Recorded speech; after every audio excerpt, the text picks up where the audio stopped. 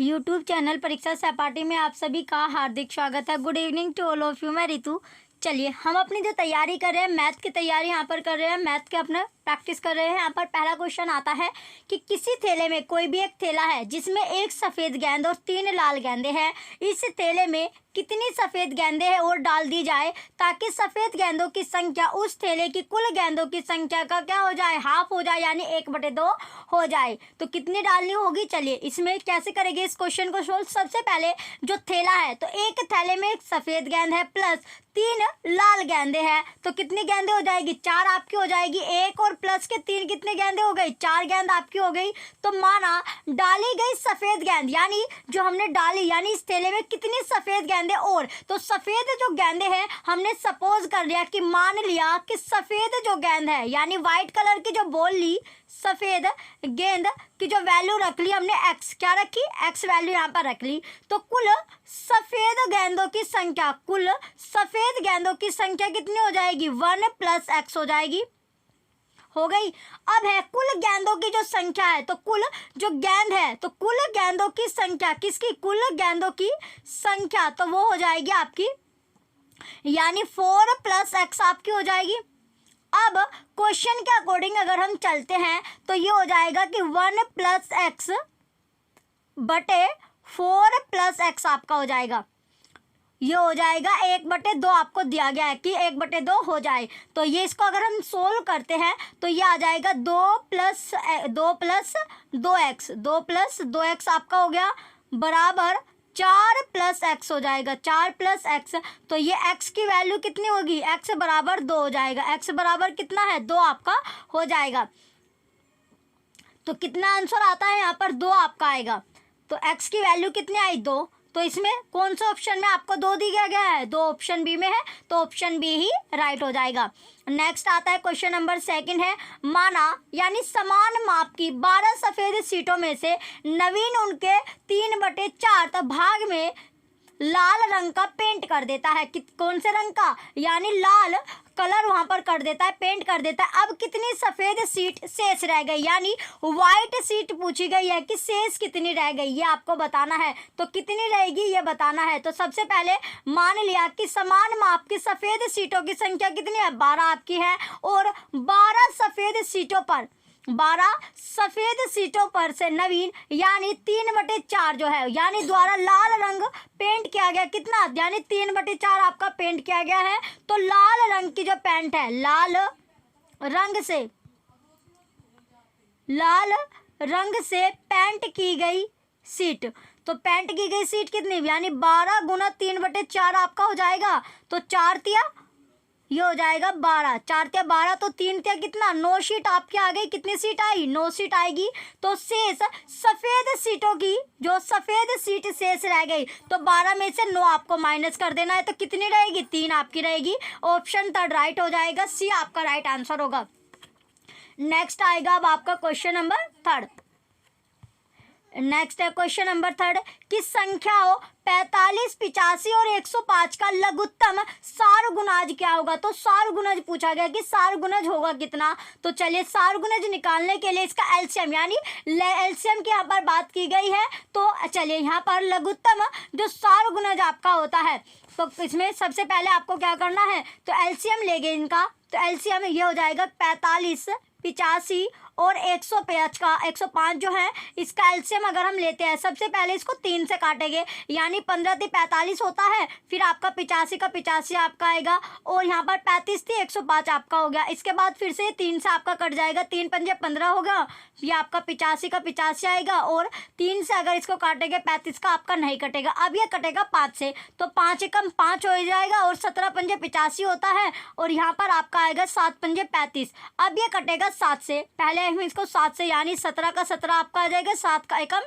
7। अब ये 17 से आपका कट जाएगा, यानी 17 × 1 17 आपका हो गया। तो कितना आपका बना, यानी जो एलसीएम आपका आता है वो हुआ, एलसीएम इसमें 3 × 3 × 5 × 7 × 17 आपका हो गया। तो इसे मल्टीप्लाई करने के बाद कितना आता है आपका, यानी 2 बार आपका 3 आया, 1 बार 5, 1 बार 7 और 1 बार 17 आपका आता है। तो इसकी अगर हम मल्टीप्लाई करते हैं तो ये आता है 53 55। तो 53, 55 कौन से ऑप्शन में आपको दिया गया? ऑप्शन बी में, तो ऑप्शन बी ही राइट हो जाएगा। तो इस तरह यानी बहुत ही ईजी आपके सवाल रहते हैं, सिर्फ आपको समझना है कि पूछ क्या रहा है और क्या आपको करना है, और झट से आपका जो क्वेश्चन का आंसर आपका आ जाएगा।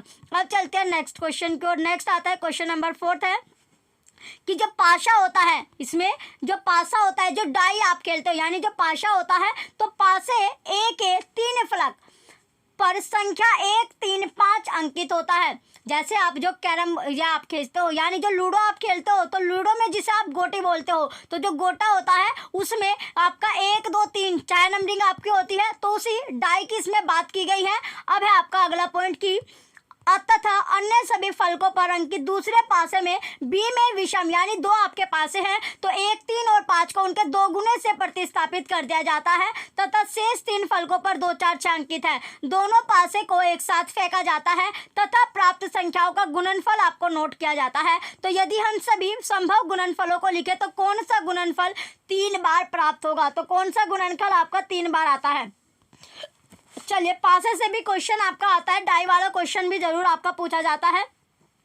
तो पाशे ए की, यानी अगर हम पासा जो ए हमने लिया उस पर पाशे ए पर जो फलक है वो 6 फलक आपके हैं, तो 6 फलकों पर होता है ये आपका कि 1, 3, 5 और 3 का हमें दिया नहीं गया, 0, 0, 0 आपका हो गया। और पासा जो बी है, तो बी पर क्या दिया गया है? बी पर आपका है 2, 6, 2, 6, 10, 2, 4 और 6। तो दोनों पासे को अगर हम एक साथ फेंकते हैं, अब दोनों पासे को अगर एक साथ फेंके हैं तो प्राप्त संख्याओं का गुणन हमें निकालना है। तो चलिए यहाँ पर अगर इसको करते हैं तो ये हो जाएगा 1 गुना 2 बराबर 2 आपका हो जाएगा, 1 गुना 2, फिर आता है 1 गुना 2 बराबर 2 आपका हो गया, 3 गुना 2 6 आपका आएगा, यानी बराबर अगर फेंकते हैं, बराबर की यहाँ पर बात की गई है, 3 गुना 2 हो जाएगा 6, फिर से 3 गुना 2 आपका हो गया 6, फिर आता है इसके बाद 5 गुना 2, 5 गुना 2 10 आपका हो गया, फिर है 5 गुना 2 कितना आएगा? 10 आपका आता है। इसके बाद है आपका 1 गुना 6, 1 गुना 6, तो 1 गुना 6 6 आएगा, फिर है 1 गुना 4, 1 गुना 4 ये आपका 4 होगा। देन आता है 3 गुना 6, ये 18 आपका हो जाएगा। इसके बाद आता है 3 गुना 4, 3 गुना 4, तो 3 गुना 4 कितना होगा? 12 आपका हो जाएगा। देन 5 गुना 6, 5 अंक 30 आपका होता है। इसके बाद है 5 गुना 4, 5 गुना 4, तो 5 चौक 20 आपका हो जाएगा। नेक्स्ट आता है 1 गुना 10, 1 गुना 10 तो कितना होगा? 10, 1 गुना 6 आपका 6 हो जाएगा। आगे आता है 3 गुना 10, 3 गुना 10 तो ये हो जाएगा 30, कितना हो गया? 30 आपका हो गया। चलिए अब आगे है 3 गुना 10 हो गया। इसके बाद आता है 3 गुना 6, 3 गुना 6 18 आपका हो जाएगा। नेक्स्ट आता है 5 गुना 10 50 आपका हो जाएगा, कितना? 50 हो गया। फिर आता है 5 गुना 6 ये हो जाएगा 30। तो दोनों जो पाशे हैं, तो दोनों पासों पर को जब हमें एक साथ फेंकते हैं तो फेंक होने पर जो प्राप्त सभी संभव जो गुणनफल है उसे लिखने पर जो संख्या, यानी हमें 10 जो है वो कितनी बार आपको, यानी यहाँ पर अगर हम तीनों को एक साथ फेंकते हैं तो देखिए यहाँ पर आपको जो 10 है ये आपका 5 गुना 2 10 आपका हो गया, 5 गुना 2 10 आपका है। इसके बाद 1 गुना 10 क्या है? 10 आपका है। तो 10 जो है वो हमें 3 बार प्राप्त हुआ, कितनी बार? 3 बार हमें यहाँ पर 10 प्राप्त हुआ है। तो कौन सा ऑप्शन में आपका 10, यानी जो राइट आंसर होगा ऑप्शन डी 10 इसमें बिल्कुल सही हो जाएगा, ऑप्शन डी राइट होगा। तो कौन सा गुणनफल 3 बार प्राप्त होता है? तो कौन सा गुणनफल हो रहा है? 10 आपको 3 बार यहाँ पर प्राप्त हुआ, ऑप्शन डी राइट हो जाएगा। नेक्स्ट आता है क्वेश्चन नंबर 5 कि मयंक है उसको 2 सम संख्याओं को जोड़ना था। सम संख्याएं होती है आपकी, एक तो सम होते हैं एक विषम होते हैं। तो इवन यानी जो सम संख्या आपकी इवन होती है वो होती है 2 4 6, और जो विषम होती है यानी जो आपकी ओड होती है वो होती है 1 3 5 7। तो इसके स्थान पर उसने 2 विषम संख्याओं को जोड़ दिया, तब उसका उत्तर होगा। तो उसका जो उत्तर होगा वो इसमें पूछा गया है कि उसका उत्तर होगा क्या। तो उसका जो उत्तर आएगा, चलिए उत्तर की इसमें बात की गई है, तो उत्तर क्या आएगा? ऑप्शन ए कि अलग भिन्न परंतु पुनः एक सम संख्या, बिल्कुल सही आपका है। तो ऑप्शन ए इसमें राइट हो जाएगा। यानी इसमें मयंक जो है वो दो संख्याओं को जोड़ता है, तो विषम, तो इसका जो दो संख्याओं और दो सम संख्या, दो सम संख्या आपकी होती है और विषम संख्याओं का योग क्या होता है? हमेशा, यानी हमेशा ये एक सम संख्या आपका आता है। ऑप्शन ए बिल्कुल राइट हो जाएगा। नेक्स्ट आता है क्वेश्चन नंबर 6 है, किस संख्याओं 19 और 51 के बीच में कितने अभाज्य युग्म होते हैं? प्राइम यानी ट्विन प्राइम्स इसमें पूछा गया है कि कितने आएगा। तो चलिए यहाँ पर अभाज्य युग्म के निकालने के लिए जो दो अभाज्य संख्या होती है उनके बीच का अंतर क्या होता है? दो ही आपका अभाज्य युग्म होता है। तो अभाज्य दो, अंतर जो होता है वो दो होता है, जो अभाज्य युग्म आपकी कहलाएगी। जैसे आपका हो गया 3 और 5 आपका होता है, क्या होता है? 3 और 5 हो गया। यहाँ पर 3 और 5 दोनों ही क्या है? अभाज्य संख्या, प्राइम नंबर आपका है, और इन दोनों के बीच का अंतर भी क्या है? 2 आपका है।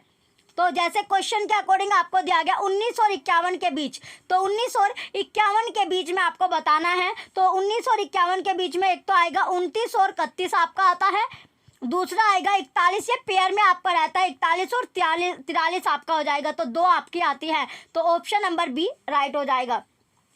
नेक्स्ट क्वेश्चन है 7 कि एक 12 घंटे वाली घड़ी की घंटे की सुई और मिनट की सुई के बीच का कोण 180 डिग्री निम्न समय पर होता है। तो 180 डिग्री कौन से टाइम पर होगा, ये यहाँ पर पूछा गया है। तो कौन से टाइम पर होगा? यानी जो घड़ी की सुई है, जो घड़ा होता है, घंटा आपका है, जो वॉल पर आपका जो घंटा लगा रहता है, तो जो वॉच होती है उसके बारे में यहाँ पर बात की गई है कि उस पर एक 12 घंटे जो एक है, यानी वो 12 घंटे वाली घड़ी की घंटे की जो सुई और मिनट की सुई के बीच का कोण 180 डिग्री पूछा गया कि कौन से समय पर आपका होगा। तो घड़ी की जो सुइयां है वो प्रत्येक क्या है? 12 घंटे में, 12 घंटे में, 12 जो घंटा होता है यानी आवर में, 12 आवर में 12 घंटे आप लगा लो, या फिर 12 आवर्स में 11 बार, कितनी बार? 11 बार एक दिन में, 22 बार एक दूसरे के विपरीत, एक दूसरे के जो विपरीत होते हैं बार, एक दूसरे के विपरीत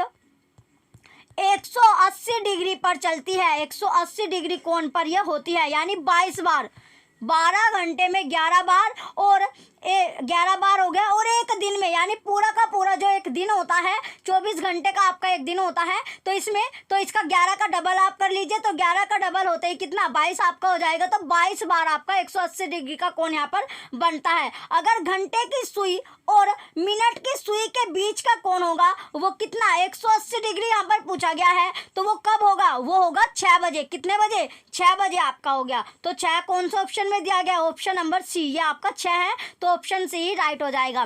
नेक्स्ट आता है क्वेश्चन नंबर 8 कि शिक्षक ने कक्षा सेकंड के बच्चों को निम्नलिखित आकृतियां दर्शाई। माचिस की डिब्बी, ईंट, ज्यामिति बॉक्स, ये सभी वस्तुएं उस आकार के उदाहरण हैं जो कहलाता है। तो क्या कहलाता है ये आपको बताना है। तो क्या कहलाएगा? जैसे ऑप्शन ए है घन, रोंग, ऑप्शन बी घनाभ यानी क्यूबॉइड आपका कहलाता है। क्या कहलाएगा? क्यूबॉइड आपका कहलाता है। ऑप्शन बी राइट हो जाएगा। यानी जो क्यूबॉइड होता है वो 6 आयताकार फलकों से घिरी हुई आकृति को ही क्या बोला जाता है? घनाभ या क्यूबॉइड आप बोलते हो, जिसकी लंबाई, चौड़ाई और ऊंचाई समान नहीं होती, यानी लेंथ, ब्रेथ और जो हाइट होती है वो इक्वल आपकी नहीं रहती, समान नहीं रहती।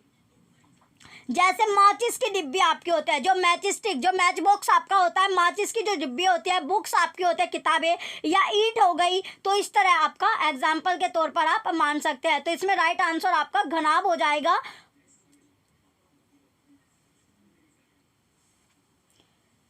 ये आपका ऑप्शन भी बिल्कुल राइट है, घनाभ आपका राइट होगा। नेक्स्ट आता है क्वेश्चन नंबर 9 कि निम्नलिखित में से किस आकृति में रेखिक सममिति है परंतु घूर्णन सममिति नहीं है। तो कौन सा होगा? ऑप्शन ए है कि रेक्टेंगल, आयत, रोंग। ऑप्शन बी काइट यानी जो पतंग होती है, बिल्कुल सही है। आपकी जो काइट होती है, पतंग आपकी होती है, ये बिल्कुल सही होगा, क्योंकि पतंग की जो आकृति होती है उसमें रेखिक जो सममिति होती है, यानी लाइनिक सिमेट्री आपकी नहीं होती, लेकिन घूर्णन सममिति। परंतु क्या होता है? सममिति, रेखिक सममिति है, लेकिन इसमें क्या होता है? जो घूर्णन करती है, तो घूर्णन सममिति आपकी नहीं होती। तो ऑप्शन बी काइट जो होगा राइट आंसर हो जाएगा।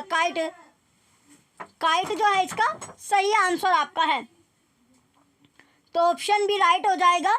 नेक्स्ट आता है, यानी जो घूर्णन रेखिक सममिति क्या होता है, रेखिक जो सममिति होता है, सममित रेखा वो रेखा होती है, वो लाइन आपकी होती है जिसके कोई भी आकृति, कोई भी जो शेप होते हैं उसे मोड़ने में, जब हम उसे मोड़ते हैं तो वो दोनों भाग में समान होते हैं। तो काइट जो होते हैं ये पतंग आपकी रहती है, ये पतंग आपकी होती है। तो पतंग को जब हम दो पार्ट में मोड़ते हैं तो ये दोनों पार्ट में आपकी मुड़ जाएगी, समान पार्ट में आपकी रहती है। लेकिन घूर्णन सममिति क्या होता है, तो घूर्णन सममिति आपकी वो होती है जिसमें जो आकृति होती है, जो शेप है, उसका जो केंद्र बिंदु रहता है, जो सेंट्रल पॉइंट रहता है, वो चारों ओर घुमाया जाए। यानी जो सेंट्रल पॉइंट है वो अगर हम चारों ओर घुमा देते हैं और वह अभी भी ठीक वैसा ही दिखाई देता है जैसे कि घूर्णन से पहले था, यानी घूमने से पहले वो था, तो उसे घूर्णित समरूपता कहा जाता है। उसे आपका घूर्णन सममिति आपकी कैसे होती है, जैसे आपका वर्ग में होती है या फिर वृत्त में आपकी होती है, इनमें आपकी पाई जाती है। लेकिन जो पतंग है, पतंग जो है एक सममित रेखा है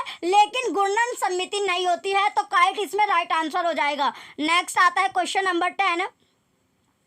जयंत ने एक आयत की भुजाओं को एक दियाशलाई के उपयोग से मापा। उसे इस आयत की लंबाई दियाशलाई की लंबाई की 6 गुनी प्राप्त हुई तथा चौड़ाई उसे दियाशलाई की 3 गुनी प्राप्त हुई। यदि उसकी भुजाएं के प्रातः उठने से पहले लेकर उसके स्कूल जाने तक घर में लगा समय दियाशलाई की लंबाई 40 मिलीमीटर है तो उस आयत का क्षेत्रफल वर्ग सेंटीमीटर में क्या होगा।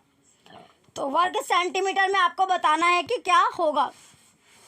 तो चलिए, दियाशलाई जो है उसकी लंबाई आपको दी गई है 40 mm, यानी 4 सेंटीमीटर, कितनी सेंटीमीटर हो जाएगी, 4 सेंटीमीटर आपका हो गया।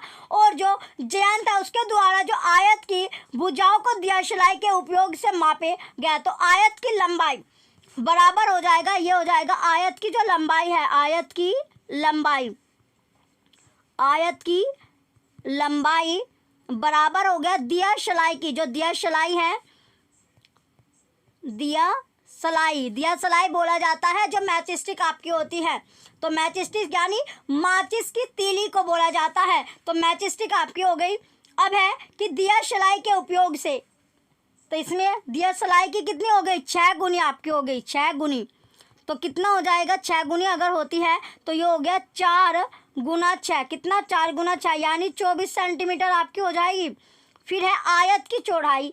तो आयत का जो चौड़ाई होती है, आयत की चौड़ाई अगर निकाले तो ये 3 गुना आपकी दी गई है दियाशलाई से, 3 गुना हो गई। तो दियाशलाई ये हो जाएगी 4 गुना 3, तो कितनी, 4 तिया 12 आपकी हो जाएगी, 12 सेंटीमीटर। अब हमें आयत का क्षेत्रफल निकालना है। अब क्या निकालना है, जो आयत है उसका क्षेत्रफल निकालेंगे।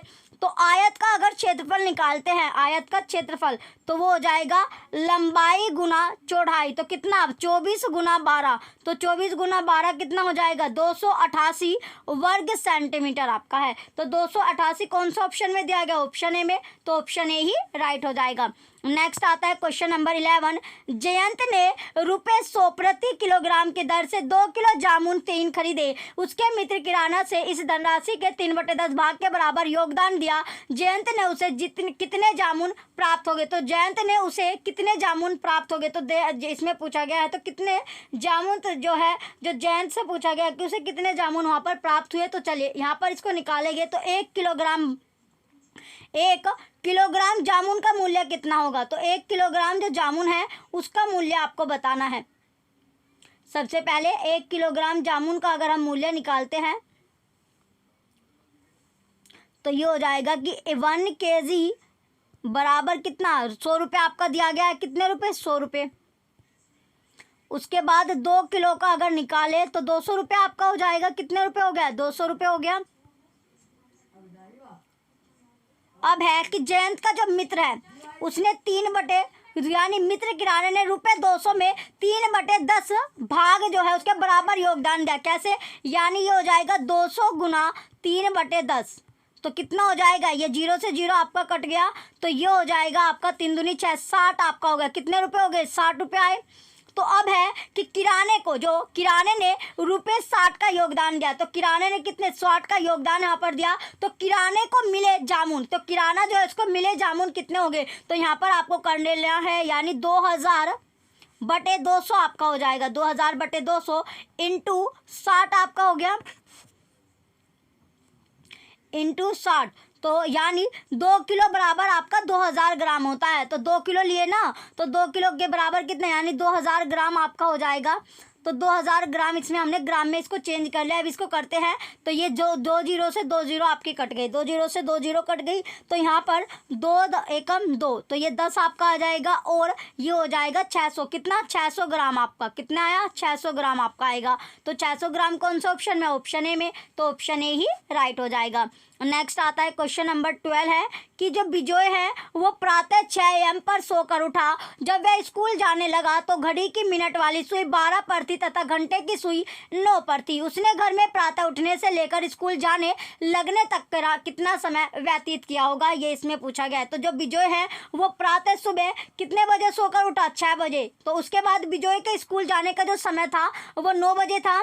तो बिजोय के प्रातः, तो इसमें क्या होगा, 9 AM में से आपको क्या करना है, 9 AM में से माइनस कर देना है 6 AM। तो कितना आएगा, तो ये आपका आएगा 3 AM, यानी 3 AM आपका हो जाएगा। तो कितना समय उसका आपका उसने व्यतीत किया, तो उसने 3 घंटे व्यतीत किए। ऑप्शन नंबर डी राइट हो जाएगा। नेक्स्ट क्वेश्चन है क्वेश्चन नंबर 13 कि कक्षा 3 के विद्यार्थियों ने स्वयं आपस में एक सर्वे किया। इसके लिए उन्होंने एक सारणी बनाई और उसमें फलों के नाम लिख दिए। प्रत्येक विद्यार्थी को इस सारणी में लिखे फल के सम्मुख अपनी पसंद के लिए एक स्टार चिन्ह अंकित करना था। उन्हें आमों के लिए ए स्टार, सेबों के लिए 5 स्टार और संतरों के लिए 6 स्टार प्राप्त होते हैं। इस सारणी से निम्नलिखित में से कौन सा निष्कर्ष सही होगा, तो कौन सा निष्कर्ष सही आता है ये आपको बताना है। तो चलिए कौन सा निष्कर्ष यहाँ पर सही आता है, तो पहला पॉइंट है इसमें आपका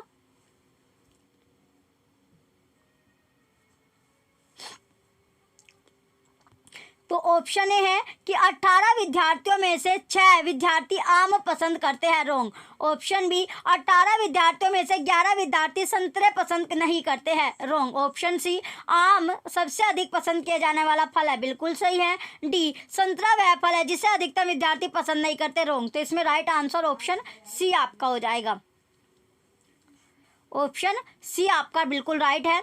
नेक्स्ट क्वेश्चन है 14, क्वेश्चन नंबर अब आपका आता है नेक्स्ट आपका क्वेश्चन नंबर 15 है कि निम्नलिखित पैटर्न में अगली संख्या आपको बतानी है कि अगली संख्या कौन सी होगी। जैसे आपको 1, 3, 6, 10 आपको दिया गया है, तो इससे अगली संख्या आपको बतानी है। तो जैसे आपको दिया गया यहाँ पर 1 है, यहाँ पर 3 है, फिर 6 है, फिर 10 और यहाँ पर आपका पूछा गया है। तो 1 और 3 के बीच में कितना आया, +2 आपका हुआ। जब 2 और 1 3 होता है, तो 3 में हमने कितना जोड़ा, जो 6 आपका आया। तो 3 में हमने 3 जोड़ा जब 6 आया, और 6 में हमने कितना जोड़ा, 4 जोड़ा, तब हमारा 10 हुआ। और 10 में कितना जोड़े, यानी एक एक संख्या का आपका यहाँ पर क्या हो रहा है, बड़ा आपका हो रहा है, यानी एक एक संख्या आपकी ज्यादा। 2 से 3 हुआ, अगली संख्या यहाँ पर लिखी जा रही है। 2 से 3 आपकी लिखेगी, 3 से 4, तो अब नेक्स्ट क्या आएगा, 5 आपका जोड़ा जाएगा। और 10 में जैसे हम 5 जोड़ेंगे तो कितना आएगा, 15 आपका आएगा। तो 15 कौन से ऑप्शन में आपको दिया गया है, ऑप्शन नंबर डी में, तो ऑप्शन डी ही राइट हो जाएगा। अब आता है नेक्स्ट आपका क्वेश्चन है क्वेश्चन नंबर 16 कि जो राजू समझता है कि सभी समचतुर्भुज समांतर चतुर्भुज है लेकिन उत्क्रमण सत्य नहीं है, वह नेले के ज्यामितीय चिंतन के सिद्धांत के अनुसार राजू किस स्तर पर है। जो राजू है वो कौन से लेवल पर है, कौन से स्तर पर है, ये पूछा गया है। तो वो कौन से स्तर पर हो गया, अमूर्तन संबंधों की समझ, ऑप्शन सी राइट हो जाएगा। नेक्स्ट क्वेश्चन है 17 कि राष्ट्रीय पाठ्यचर्या रूपरेखा 2005 आकलन की अपरिष्कृत विधियों को गणित शिक्षण अधिगम की प्रमुख समस्या के रूप में पहचान करता है। निम्नलिखित में से कौन सा कथन इस संदर्भ में सबसे कम उपयुक्त है। तो सबसे कम कौन सा उपयुक्त होगा ये आपको बताना है।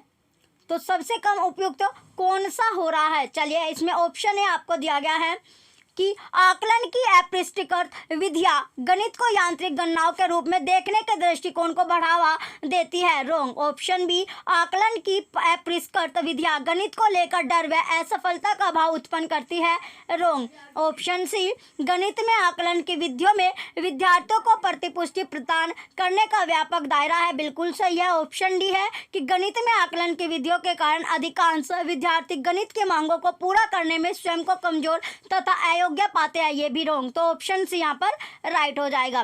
नेक्स्ट आता है क्वेश्चन नंबर 18 है, कि गणित अधिगम के दौरान बच्चों द्वारा की गई त्रुटियों के संदर्भ में निम्नलिखित में से क्या सत्य है। तो क्या ट्रू होगा ये आपको बताना है। तो सत्य क्या है, क्वेश्चन 18 में आपको बताना है कि ट्रू होगा क्या। ए, त्रुटियां बच्चे की अधिगम प्रक्रिया की सूचक है और इसलिए महत्वपूर्ण है, बिल्कुल सही है। बी, त्रुटियां शिक्षक की योग्यता में कमी का सूचक है, रॉन्ग। ऑप्शन सी, त्रुटियां शिक्षकों के लिए एक बोझ बन जाएगी क्योंकि उन्हें अवधारणा को दोबारा पढ़ाने की आवश्यकता होगी, ये भी रॉन्ग। तो ऑप्शन ए राइट हो जाएगा। नेक्स्ट आता है क्वेश्चन, इसमें ए जो स्टेटमेंट है बिल्कुल सही है, तो राइट आंसर यहाँ पर ऑप्शन ए करेक्ट होगा। नेक्स्ट आता है क्वेश्चन नंबर 19। क्वेश्चन 19 है कि निम्नलिखित में से कौन सी योग्यता आधारित शिक्षण की विशेषता नहीं है। जैसे ऑप्शन ए है कि अधिगम के प्रतिफल स्पष्ट और मापने योग्य होते हैं, रॉन्ग। ऑप्शन बी, शिक्षण शास्त्र गतिविधियों, अनुभवों तथा कला खेल प्रौद्योगिकी के समाकलन पर आधारित होता है, रॉन्ग। ऑप्शन सी है कि बच्चों का अधिगम प्रतिफल के अगले स्तर पर बढ़ना उनके वर्तमान स्तर पर एक निश्चित स्तर की दक्षता हासिल करने पर निर्भर नहीं करता है, राइट। ऑप्शन डी, प्राथमिक रूप से रचनात्मक आकलन का उपयोग किया जाता है और कौशल या अवधारणाओं का आकलन कई संदर्भों में किया जाता है, रॉन्ग। तो ऑप्शन सी यहाँ पर राइट हो जाएगा।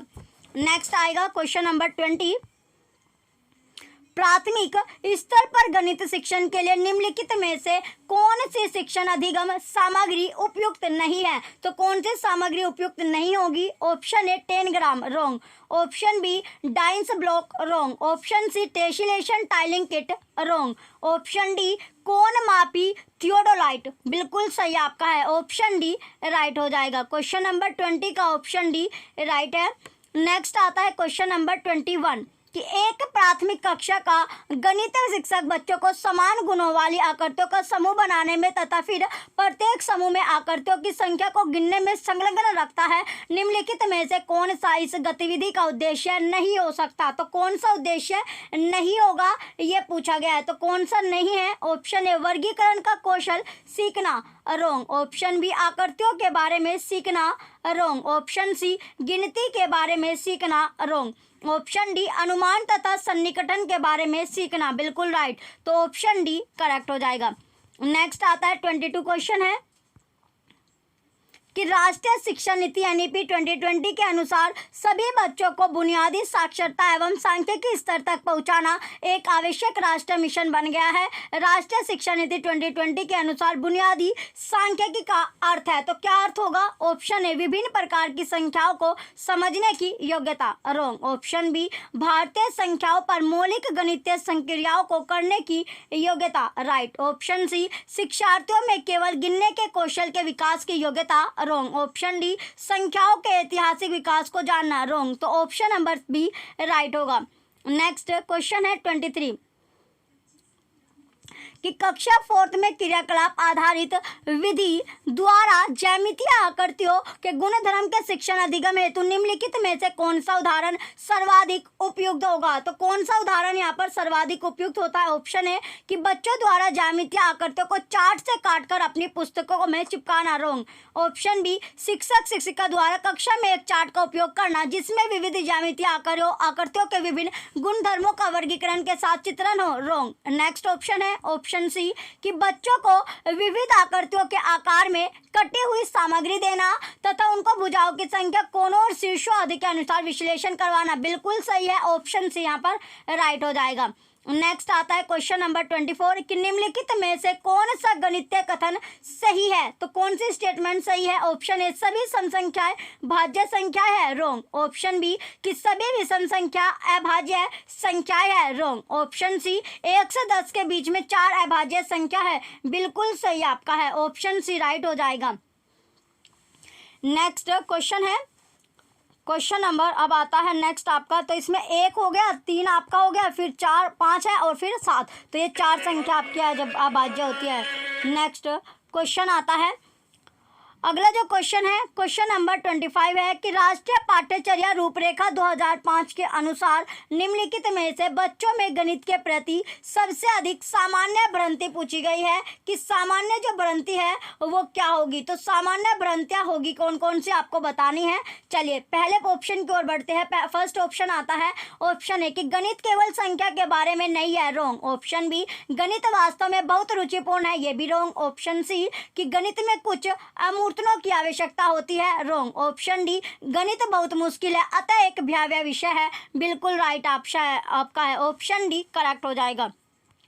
नेक्स्ट आता है क्वेश्चन नंबर 26 है कि समय की अवधारणा का परिचय कराते हुए एक शिक्षिका 2.25 तथा 3.25 जैसे शब्द एक साथ उपयोग करती है, उसका उद्देश्य है। तो उसका जो उद्देश्य होगा वो क्या होगा। ऑप्शन ए 2.25 तथा 1.25 की वर्तनी विद्यार्थियों को सिखाना, रॉन्ग। ऑप्शन बी अंक खड़ी प्रस्तुत करने का आधार निर्माण, रॉन्ग। ऑप्शन सी 2.25 तथा 1.25 शब्दों में अंतर बताना, रॉन्ग। ऑप्शन डी अपने विद्यार्थियों को गुजरे हुए समय एवं शेष समय के बीच संबंध बनाने में सहायता करना, बिल्कुल सही आपका है। तो ऑप्शन डी यहाँ पर राइट हो जाएगा, ऑप्शन डी करेक्ट आंसर है। चलिए नेक्स्ट क्वेश्चन की ओर बढ़ते हैं। नेक्स्ट आता है क्वेश्चन नंबर 27 कि निम्नलिखित में से गणित में परीक्षण के संदर्भ में कौन सा या से कथन सही है। तो कौन सी स्टेटमेंट सही होगी ये आपको बतानी है। चलिए स्टेटमेंट की ओर बढ़ते हैं। पहली स्टेटमेंट यहाँ पर आती है क्वेश्चन में। तो फर्स्ट स्टेटमेंट है कि ए रचनात्मक उपलब्धि परीक्षण में नैदानिक परीक्षण की कोई भी विशेषता नहीं होती है, यह आपका रॉन्ग होगा। बी नैदानिक परीक्षण के बाद उपचारात्मक शिक्षण यदि आवश्यक हो दिया जाता है, बिल्कुल सही आपका है। सी योगात्मक परीक्षण उत्पाद उन्मुख है, ये भी आपका सही है। तो बी और सी स्टेटमेंट बिल्कुल सही आपकी दी गई है। तो कौन सा ऑप्शन सही होगा। ऑप्शन सी बी और सी राइट होगा। नेक्स्ट क्वेश्चन आता है 28 कि कथन बी को सिद्ध करने के लिए कि सुधा बी नहीं मानकर उपपत्ति शुरू करती है और ए नहीं पर पहुंचने का तर्क देती है, सुधा ने किस विधि का प्रयोग किया है। तो सुधा ने कौन सी विधि का यहाँ पर प्रयोग किया है। ऑप्शन ए आगमन उपपत्ति, रॉन्ग। ऑप्शन बी निर्माण उपपत्ति, रॉन्ग। ऑप्शन सी निशेषण उपपत्ति, रॉन्ग। ऑप्शन डी प्रति परिवर्तित प्रतिस्थिति उपपत्ति, ये आपका बिल्कुल सही है, ऑप्शन डी राइट हो जाएगा। नेक्स्ट आएगा क्वेश्चन नंबर 29 कि एक बच्चे ने निम्नलिखित रूप से दो संख्याओं को जोड़ा, कैसे 23 + 47 और 20 + 40 + 10 यानी 70। तो निम्नलिखित में से उपरोक्त समस्या के संबंध में कौन सा सर्वाधिक उपयुक्त है। तो कौन सा सर्वाधिक उपयुक्त होगा ये आपको बताना है। तो ऑप्शन ए है कि यह योग की गलत युक्ति है, रॉन्ग। ऑप्शन बी योग को दाएं से बाएं की तरफ ही करना चाहिए, रॉन्ग। ऑप्शन सी बच्चे ने योग की अवधारणा को नहीं समझा, रॉन्ग। ऑप्शन सी यह योग की वैकल्पिक युक्ति है, बिल्कुल सही आपका है। तो ऑप्शन डी यहाँ पर राइट हो जाएगा। नेक्स्ट आता है क्वेश्चन नंबर 30 कि प्राथमिक स्तर के शिक्षार्थियों के बीच दिक्स्थान संबंधी समझ को बढ़ाने के लिए गणित शिक्षक निम्नलिखित में से कौन सी गतिविधि कर सकता है। तो कौन सी गतिविधि वो करेगा। ए अब बच्चों को ब्लॉक बक्स से कंटेनर आकार सोर्टर जैसी वस्तुओं को संभालने के कई अवसर दे, बिल्कुल सही है। बी विभिन्न उदाहरण देते हुए समरूपता सर्वांगक्षमता जैसी अवधारणा को परिभाषित करने में बच्चों की मदद करना, रॉन्ग। सी है कि विभिन्न व्यवस्थाओं में सामग्री को एक साथ रखकर और फिर अलग अलग करके बच्चों को नई आकृति बनाने के लिए प्रोत्साहित करना, बिल्कुल सही आपका है। तो ए सही होगा, सी आपकी सही होगी। नेक्स्ट स्टेटमेंट है डी कि बच्चों को अपने चारों तरफ विभिन्न आकृतियों को पहचानने के लिए प्रोत्साहित करना, यह भी बिल्कुल सही है आपका। तो ए सी डी सही होगा, ऑप्शन ए राइट हो जाएगा। ये लास्ट क्वेश्चन आपका था। चलिए जो बच्चे चैनल पर नए हैं वो चैनल सब्सक्राइब करके रखें, वीडियो लाइक कीजिए, कमेंट कीजिए, शेयर कीजिए। Thank you.